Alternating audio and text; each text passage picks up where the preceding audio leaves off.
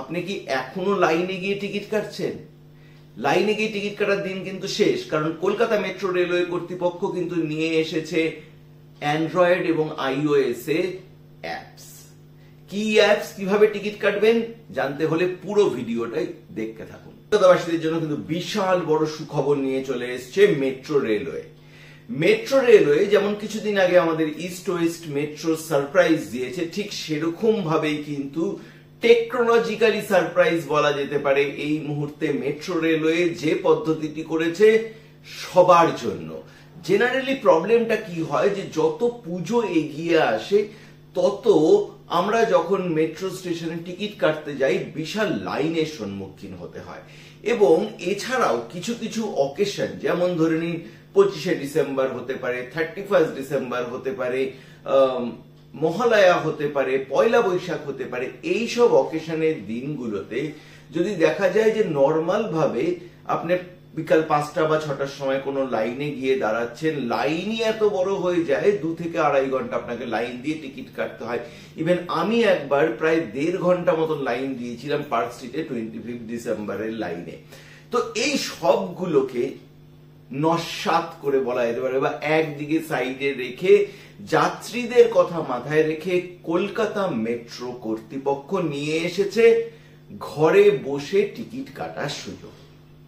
কারণ দেশ যেভাবে এগিয়ে যাচ্ছে সেইভাবে সবাই কিন্তু ডিজিটালাইজেশনের দিকেই এগোচ্ছে, এবং সেখানে আরেকটি পদক্ষেপ এগিয়ে দিল কিন্তু মেট্রো রেলওয়ে কর্তৃপক্ষ। তারা বলছে তাদের যে অ্যাপসটি আছে বা ছিল, আমি আরো ডিটেলস আপনাকে বলে দিচ্ছি কিভাবে আপনি ঘরে বসেই মেট্রো রেলের টিকিটটা কেটে নেবেন এবং সেই টিকিট নিয়ে তারপরে আপনার যখন জার্নি করা সেই জার্নি আপনি করবেন। নাম হচ্ছে মেট্রো রাইট কলকাতা। এই অ্যাপসটি কিন্তু আগেও ছিল। এটাকে প্রথমে আপনি গুগল প্লে স্টোরে যাবেন, প্লে স্টোরে গিয়ে এই অ্যাপসটাকে ডাউনলোড করে নেবেন। ডাউনলোড করার পরে আপনি রেজিস্ট্রেশনটা করে নেবেন। কিভাবে? আপনার যে ফোন নাম্বার রয়েছে সেই ফোন নাম্বার দিয়েই আপনি সেখানে রেজিস্ট্রেশন করবেন। সেই সূত্রে আপনার কাছে একটা ওটিপি আসবে এবং সেই ওটিপিটি পুট করতে আপনি কিন্তু সেখানে লগ ইন হয়ে যাবেন। আর 10টা অ্যাপ, ওলা উবেরে আমরা ঠিক যেভাবে লগ ইন করি ঠিক সেই পদ্ধতিতেই লগ ইনটা করতে হবে। এবার চলে আসি যে আপনি তাহলে টিকিট কাটবেন কিভাবে। এবার আগে যেটা হতো যে কিছু জায়গা পর্যন্তই টিকিটটা কাটা যেত, কিন্তু এখন আপনি হাওড়া থেকেও কিন্তু রুবি যেতে পারছেন এক টিকিট কেটে। তো সমস্ত লাইনের জন্যই কিন্তু এই টিকিটগুলোকে করা হয়েছে। আবার কেউ যদি ভাবে যে করুণাময়ী থেকে সেই রুটের কোনোখানে যাবে, সেও কিন্তু তার টিকিট কাটতে পারে।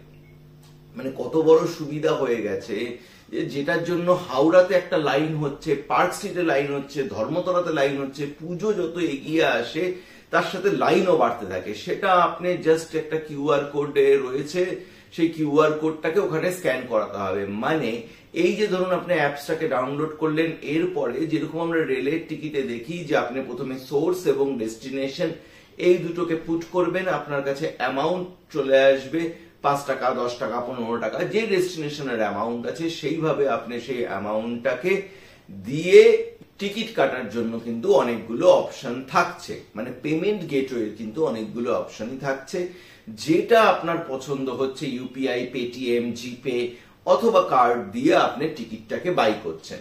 টিকিটটাকে বাই করার সাথে সাথে এই টিকিটে যেরকম আমরা সিনেমা হলে দেখি একটি করে কিউআর কোড চলে আসে, সেই কিউআর কোডটি আপনার কাছে চলে আসবে।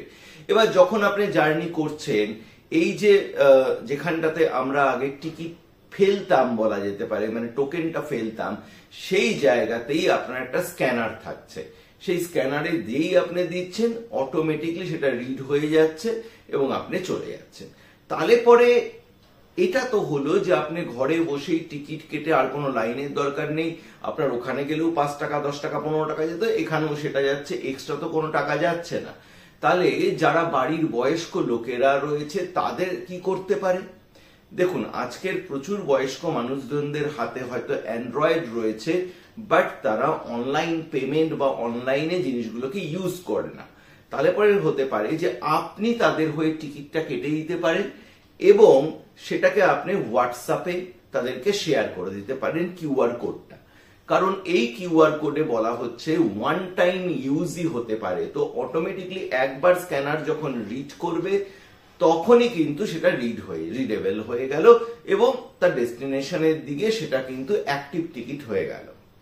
এবার চলে আসি যে আমরা জানি যে most of the apps problem করে হচ্ছে যখনই যাদের কাছে আইফোন থাকে তাদের কাছে ডাউনলোড করতে, কারণ আইফোনের সিকিউরিটি প্রচুর রয়েছে।